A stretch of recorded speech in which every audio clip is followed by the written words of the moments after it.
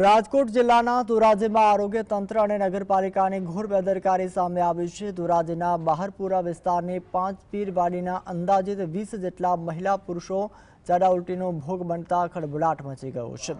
તમામને તાત્કાલિક ધોરાજી સિવિલ હોસ્પિટલમાં સારવાર માટે ખસેડાયા છે। આરોગ્ય વિભાગની તપાસમાં ખુદ આરોગ્ય અધિકારીએ પણ સ્વીકાર્યું છે કે નગરપાલિકાને પીવાના પાણીની પાઇપલાઇનમાં ભૂગર્ભ ગટરનું ગંદુ પાણી ભળી જવાના કારણે આ રોગચાળો ફાટી નીકળ્યો છે।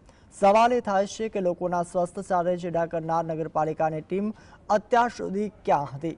શું નગરપાલિકા માત્ર ફોલ્ટ શોધવાની કામગીરી કરીને પોતાની જવાબદારીમાંથી છટકી શકશે? તેને લઈને સવાલો થઈ રહ્યા છે। બીજી તરફ આરોગ્ય વિભાગ દ્વારા વિસ્તારમાંથી પાણીના નમૂના પણ લેવાયા છે। ધોરાજીના નાગરિકો માટે શુદ્ધ પાણી હજી પણ એક સવાલ છે। અતિશય ગંદુ અને દુર્ગંધવાળું પાણી આ સમગ્ર વિસ્તારમાં વિતરણ થઈ રહ્યું છે, જેને કારણે નિર્દોષ નાગરિકો આજે હાલાકી ભોગવી રહ્યા છે।